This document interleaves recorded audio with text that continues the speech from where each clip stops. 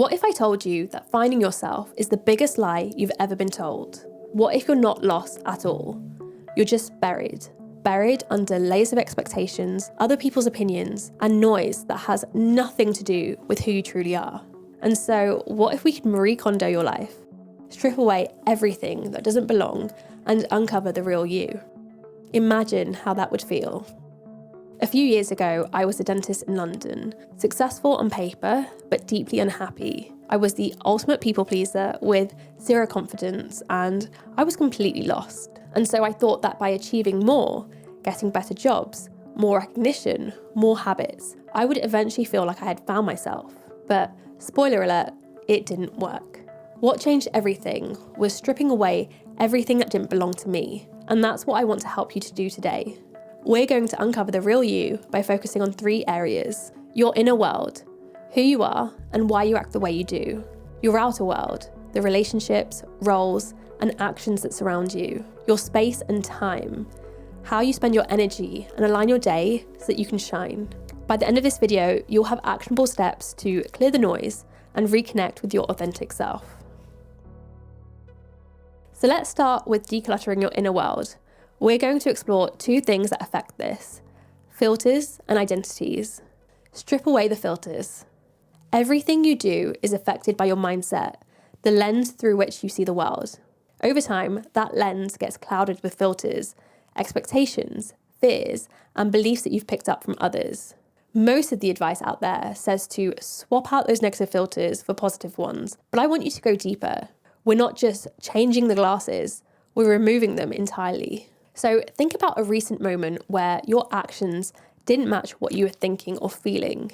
So maybe you stayed quiet in a meeting, even though you had something to say. That's your filter at work. Once you know you have a filter, I want you to get to the bottom of it. Why did you stay quiet? Maybe you didn't want to cause conflict. Why didn't you want to cause conflict? Because you were worried that people might think you're difficult. And then you get to the core belief that's running in the background, that your worth depends on what other people think of you. Once you uncover the filter, you can ask, is this based on fear or alignment? So I'm Indian, and in my culture, people talk a lot about respect. But respect in my culture often means staying quiet, especially around people who are older than you. For years, I just followed it without questioning it. It was just the way that things were done. But when I had a daughter, something shifted. Suddenly, staying quiet became more uncomfortable than speaking up, especially when it came to protecting her or advocating for her. And that's when I realised I wasn't staying quiet because I truly valued respect. I was staying quiet because of fear. I was afraid of not fitting in with my culture. And once I let go of that fear, I finally felt like I could be myself, no matter who I was with. Clear out your identity wardrobe. Once we've started identifying and removing these filters, the next step is to look at the identities we carry. Think of your identity like a wardrobe. Over the years, it's been stuffed with clothes you didn't choose, labels, roles, and expectations that don't really fit with who you are anymore. I think sometimes we rely on labels to give us this sense of self, but it's not always helpful. One label that I clung onto for such a long time was introvert. I used it as a shield, a way to avoid certain situations or to justify my discomfort. But when I stepped back, I realised that it wasn't actually serving me. Yes, I do recharge alone, but I also love connecting deeply with people. And I just felt like that label was stopping me from exploring that part of myself. So imagine that you're standing in front of your identity wardrobe. Each item represents a role or a label that you've taken on. Maybe it's perfectionism, an overachiever, or the funny one. Now ask yourself, does this fit me anymore? Is it serving me in any way? Did I choose this, or did someone else hand it to me? Does this feel like a core part of who I am? Let go of one identity item that no longer serves you. For example, if you've always been the fixer in relationships, what happened if you stopped trying to solve everyone else's problems? Now we're going to think about our outer world. The things that are outside of us that are still important to us, but they can easily clutter to obscure who we are. Align your life areas. It's important to look at all of the areas of our life, but I also think it's more crucial not to think of them as these neat boxes. They're all connected, and when one area is out of alignment, it creates this ripple effect impacting everything else. So when I was a dentist, yes, I felt unfulfilled in my career, but I also felt like it manifested in other ways, like a lack of confidence, social anxiety, and this feeling of being isolated. So here's a simple way to map out your life and see where things might be out of sync.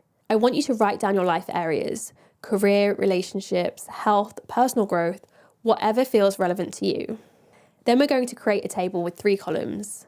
Values. So what's important to you in this area? It might be creativity. Thoughts. What's your current mindset when it comes to this area? For example, it might be, I feel stuck. Actions. What are you currently doing in this area? So for example, you might be working overtime in a job that you don't like. Now look at your table and ask, are my values being reflected in my thoughts and actions in this area? And if it's not, can I bring that value into another area of my life? So for example, if you can't be creative in your current career, can you be more creative in your relationships, coming up with nice date ideas or outings for your friends? When your actions truly reflect your values, you're not just hoping for things to happen, you're actually creating the space for it to happen. Curate your circles. Whether you like it or not, the people that we surround ourselves with have a big influence on who we are. The problem is, our lives can very easily get cluttered with relationships, and not everyone deserves the space on your calendar, your phone, or even on your mind. So I want you to think of your relationships as 3 circles. We have our inner circle. These are the people who bring you joy, energy, and alignment. Then we have our middle circle, people who feel neutral or situational, like acquaintances from work. And then we have our outer circle. These are the people who drain you or make you feel small. So I want you to look at your circles and ask, am I spending too much time and energy on outer circle relationships? And how can I nurture my inner circle connections more? But here's something you need to remember. Your outer circle relationships might include people who, in theory, you should be close to. But you can love someone and still see them a part of this circle if they have a negative effect on you. We can't cut off everyone who makes us feel small or negative, but by simplifying and curating our relationships, we can create that space for deeper connection and alignment. Own your story. We live in this world that is obsessed with appearances. Social media makes it so easy to only show the highlights, to curate a version of yourself that looks polished and perfect. And often the advice that we get given is to fake it till you make it. And on the surface, that seems empowering. Pretend you're confident or capable enough until you believe it. But here's the problem. Faking it creates this false sense of self. I used to think that confidence meant having everything figured out. I would show up to situations trying to be this perfect version of myself. And I would hide everything that I was struggling with. But I wasn't building confidence in myself. I was creating a facade. And things changed for me when I started to be more vulnerable. So for example, if I met someone and they asked me what I was doing for a living, I would share that I was a dentist, but I would also share that I wasn't really enjoying it and I was trying to figure out what to do next.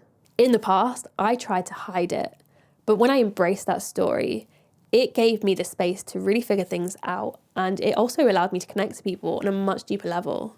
So take a moment to reflect. What part of my story am I hiding? Maybe it's something that you're afraid people won't understand, or something that might make you seem weak. But what if instead of hiding it, you embraced it?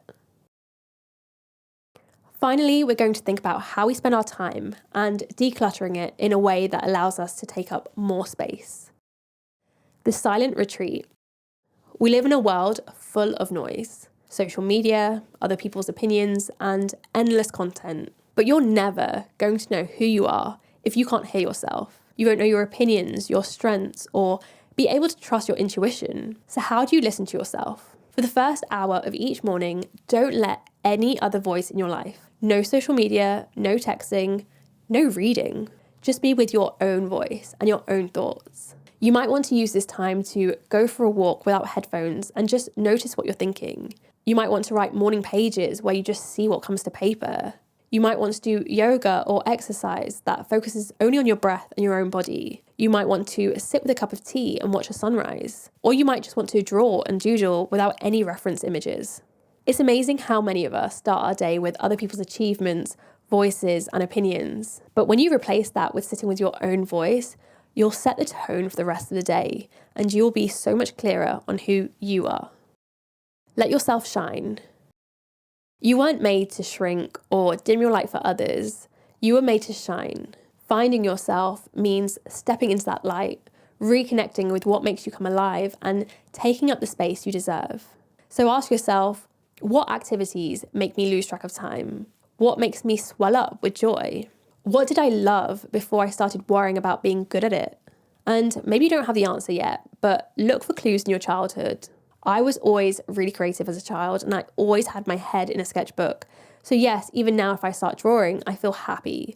But it's not the activity itself, it's the skill, using my creativity. And I found that YouTube was something that really made me feel alive, even though it's not something that I did as a child. So I want you to think about what makes you shine versus what makes you feel small. How can you do more of the things that light you up this week? So I hope this video has helped you to strip away those filters, clear out your identity wardrobe, curate your circles, own your story, create space for yourself, and let yourself shine. I know this is quite a long video, so I want you to pick just one of these steps and try it today. And let me know in the comments which of these things resonated with you the most. The real you is already there. You just need to uncover it. And when you do, let yourself shine.